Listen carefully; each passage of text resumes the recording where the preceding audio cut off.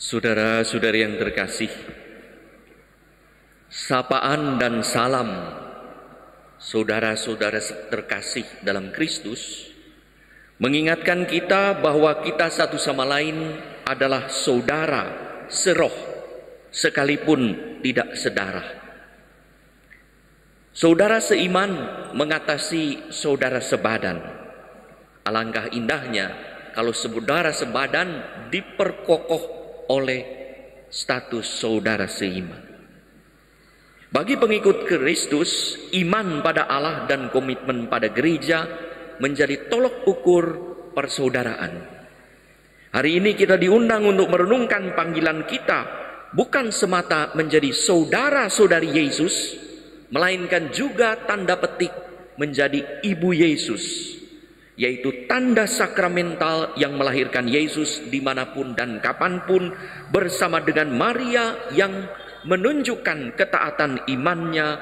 Aku ini hamba Tuhan, terjadilah padaku menurut perkataan. Ada murid Kristus yang mengabaikan peranan penting Maria dalam sejarah keselamatan, di mana Allah berkenan memilih Maria menjadi ibu yang melahirkan Yesus. Sayang, ada juga yang alergi, bahkan anti pada Maria. Apa salah Maria? Padahal malaikat Gabriel menyapa manusia, Maria, "Salam, hai engkau yang dikaruniai, Tuhan menyertai engkau." Malaikat saja memberi ucapan salam, memberi sapaan hormat dan berkat pada Maria. Masakan kita manusia biasa tidak menghormatinya? Elizabeth berseru dengan suara nyaring saat dikunjungi Maria yang mengandung Yesus dan menyebabkan Yohanes dalam kandungannya melonjak kegirangan.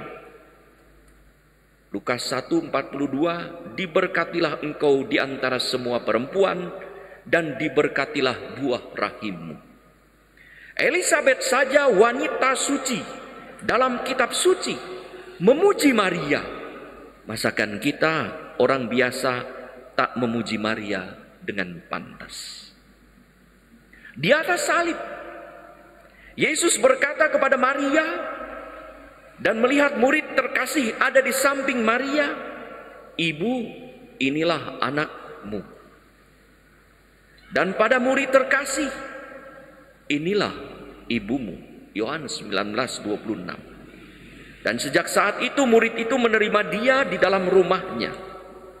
Yesus saja menyerahkan ibunya pada muridnya dan muridnya menerima ibunya di rumahnya. Masakan kita tak mau menerimanya? Bukankah ibu dan anak ini tanda petik ibarat satu paket dalam karya keselamatan? Saudara-saudari yang terkasih, Maria dipanggil Allah menjadi ibu biologis, yaitu ibu yang mengandung Yesus dan melahirkannya.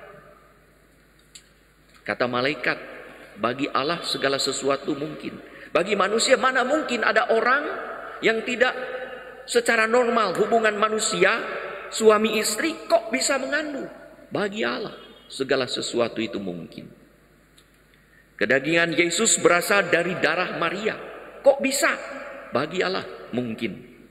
Melalui Maria inilah Allah berkenan berinkarnasi menjadi manusia. Sabda menjadi daging.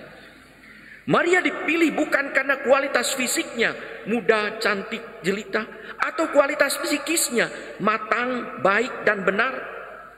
Tetapi terutama karena kualitas spiritualnya, yaitu imannya, hidup kudus di hadapan Tuhan. Ia dipilih menjadi ibu darah karena layak menjadi ibu rohani, hingga taat melakukan tindakan heroik penuh iman untuk terlibat dalam rencana Allah menyelamatkan manusia. Paulus menggambarkannya dengan kata ketaatan iman, yaitu iman yang lahir dari ketaatan dan ketaatan yang lahir dari karena iman.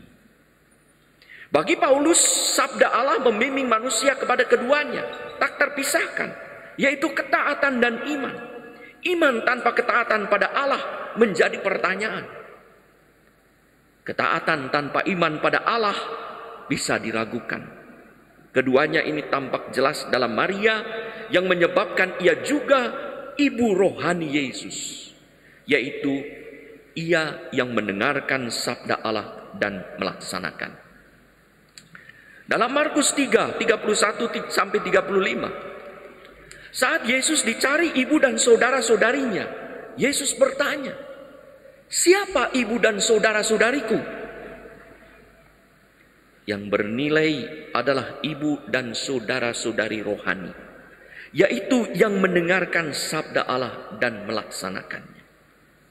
Ibu dan saudara-saudari Yesus, saudara-saudari rohani, adalah mereka yang berada di dalam rumah ibadat bersama dengan Yesus.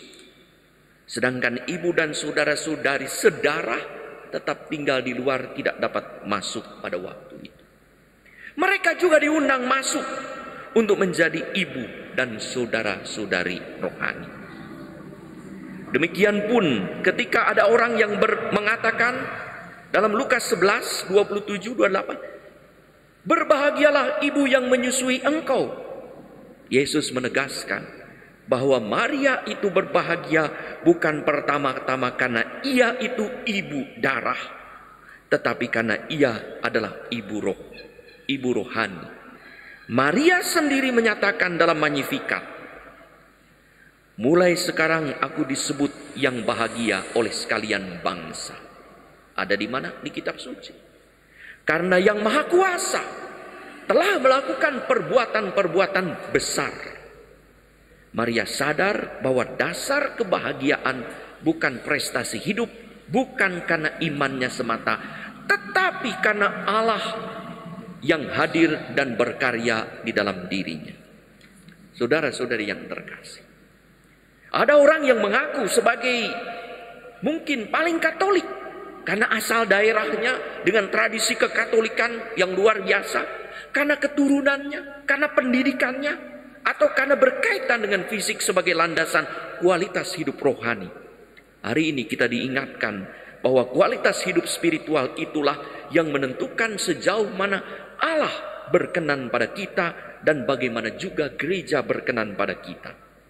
Kita disebut bahagia bukan karena kualitas fisik atau psikis, tetapi terutama karena kualitas spiritual yang tampak dalam perwujudan iman dan ketaatan pada Allah yang dikonkretkan, dibuktikan dalam perbuatan heroik iman seperti yang dilakukan oleh Maria. Di situ kita menjadi tanda sakramental, yaitu tanda yang menghadirkan Allah.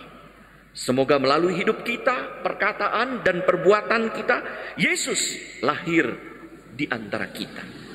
Disitulah kita bukan hanya menjadi Advent yang memberi harapan pada mereka yang membutuhkan rahmat, tetapi juga menjadi Natal yang menghadirkan Yesus dengan berkat yang menyelamatkan.